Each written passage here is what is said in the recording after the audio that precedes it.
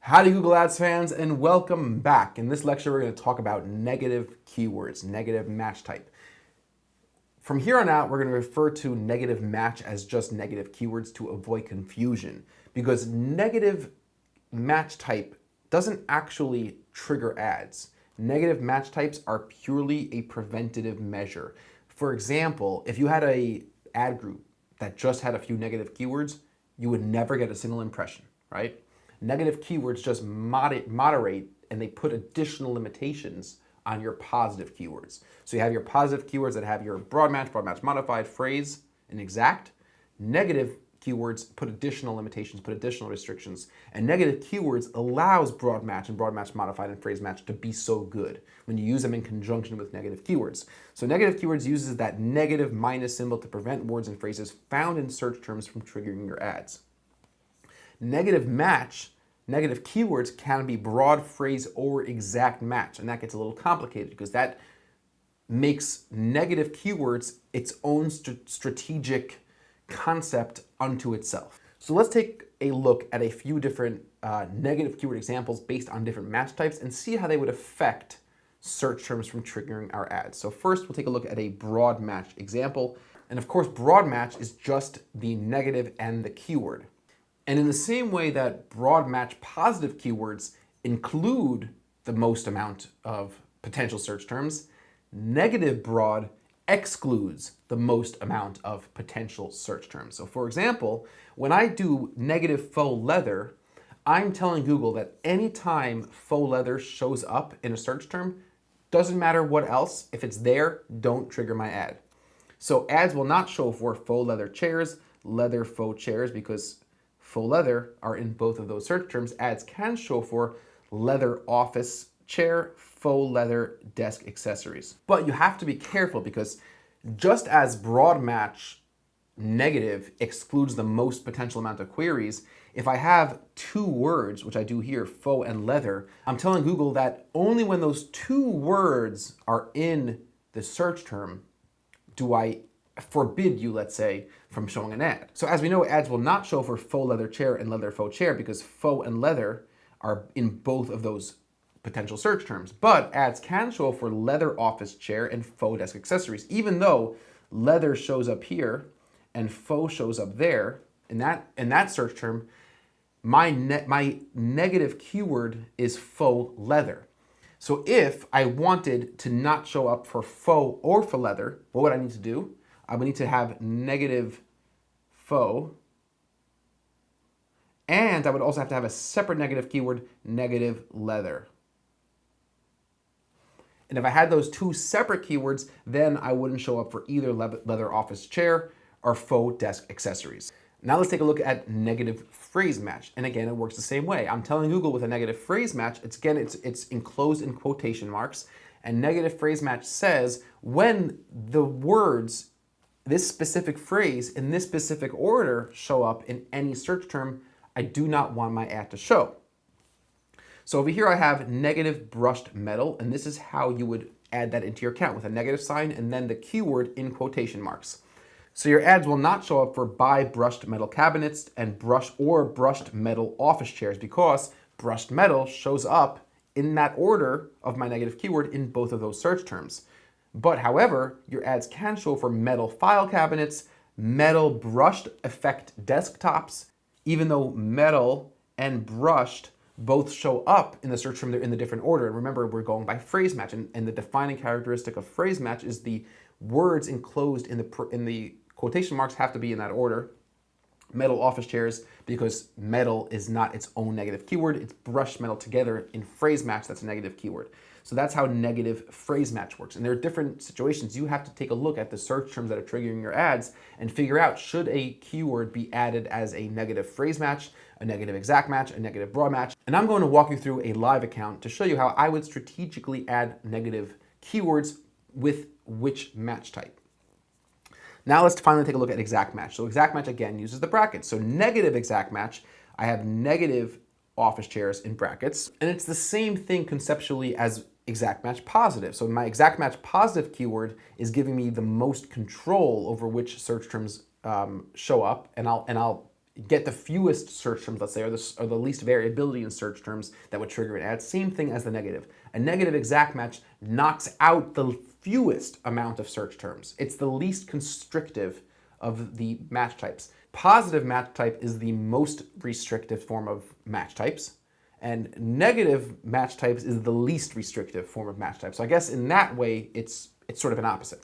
So if my negative exact match keyword is negative brackets office chairs, negative office chairs, my ads will not show up for the search office chairs. But my ads could show up for leather office chairs for sale, chairs for an office. It doesn't matter. The only time I don't want my ads to show is for office chairs. So for example, if I'm popping, how would I treat the word free? If I'm seeing free showing up, right? I sell office chairs. I don't want to be in front of people potentially getting charged for a click if somebody's looking for free office chairs, right? How would I treat free?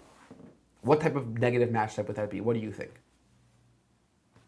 If you answered broad, you'd be correct. So for poppin', I would want to have negative free as my match type, which basically tells Google whenever free shows up in any search query, don't trigger any of these keywords, right? That's just not a search term. If free is showing up anywhere, I don't want that to trigger my ads. Now, say I'm running an ad group for wheeled office chairs or office chairs on wheels, or that section that has wheels. And I only want to show ads to people who are searching for chairs that have wheels. And I have some broad match keywords in the ad group, and I look at the search term report and I see that I'm getting a lot of searches for just office chairs. Now, office chairs is a search term that I want to show for, right? Office chairs is still a search term that I want to pay for. I just don't want it being sent to that page. And maybe I don't want to pay as much as I'm willing to pay for click for my wheelchairs, right? So this is where traffic sculpting comes in. Think of negative keywords as not only filters, but as sculptors as well. I'm going to talk to you in more depth about traffic sculpting shortly, but this would be one idea of traffic sculpting. I can add that negative keyword exact match office chairs at the ad group level on my wheeled campaign, which would tell Google that when anybody searches for office chairs, you're not allowed to trigger an ad from this ad group. It must go to a different ad group that might have an eligible keyword, and hopefully that would be sculpted. So I'd be sculpting that search term to the proper ad. I'm going to show you some other potential use cases for traffic sculpting. I'm going to show you how to set that up in Google Ads. I'm also going to show you how to use the traffic sculpting feature in Optimizer, which is super, super cool. So negative keywords, exact match, certainly have a place.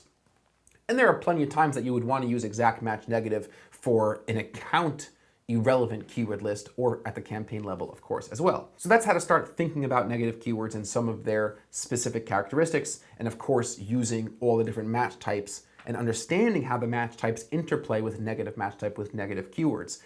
Again, we've mentioned this, negative keywords could be added at the ad group level, the campaign level, which means if you add a negative keyword at the ad group level, you're telling Google that look at these negative keywords when you're assessing which search terms to trigger keywords in this ad group. You could add negative keywords at the campaign level, and then Google applies those negative keywords to all the ad groups in that campaign.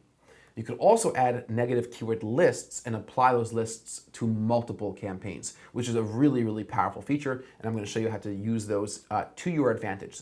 All three of those things are really important. Negative keywords at the ad group level are typically done for sculpting purposes, when you want to make sure that the ads are being shown to the right user for the right search terms. So you sculpt traffic to different ad groups. You add them at the campaign level, and you add negative keyword lists to stay organized. I'm going to show you all those things as well. You also need to understand research tools for negative keywords, and we're going to talk about research tools for negative keywords as well. So you're going to take a look at the search terms report, which is free. Google autocomplete suggestions, free. Google related searches, free. Suval.com, which is a really, really cool website, gives you some great positive and negative keyword suggestions. It's free. Ubersuggest.org, we've mentioned that in the keyword research and keyword planning sections, free. And then some paid versions, Optimizer, SpyFu, SEMrush, WordStream also has a more expensive, but more sort of like agency management software that also makes finding negative keywords and adding negative keywords a breeze. But you could get very, very far and run highly professional campaigns, as I have for a long time, with the free research tools available to you. As long as you spend the appropriate amount of time using those keyword research tools and finding good negative keyword ideas and making sure you're adding them to the right place and you're using the right match type for your negative keywords. Just to reiterate, negative keywords are extremely important.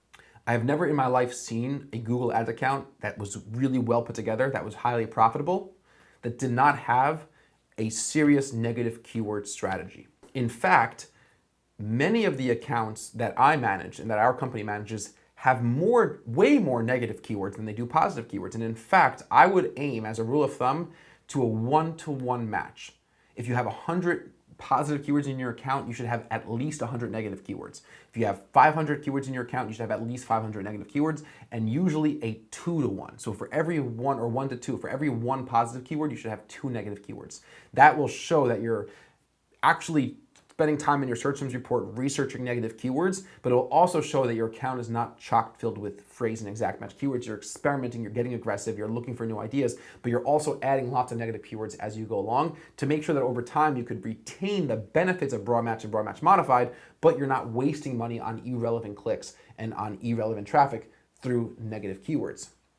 So as a quick exercise, I would recommend sitting down, take a pen and paper, take a notepad, and come up with 15, 20, right off the bat, negative keyword ideas. Think about how people would search for your product. Think about maybe ebooks is a negative keyword idea, Amazon, Craigslist, cheap, free, pictures, recipes, directions, any of these search terms that might be part of a keyword or a way somebody's searching for your products or services. Start thinking about what negative keywords you would want as an overall negative keyword in your account that you wouldn't want any search term showing up for, which would again be what match type? Broad match. And then start thinking about how you might use negative keywords for sculpting. In the very next lecture, we're going to continue on talking about negative keywords, different ideas for negative keyword lists, and we're going to finally go back into the Google Ads dashboard, into some live accounts, and show you how to structure negative keyword lists at the account level, campaign, and ad group level as well. And I look forward to seeing you guys very soon in a couple seconds. Cheers for now.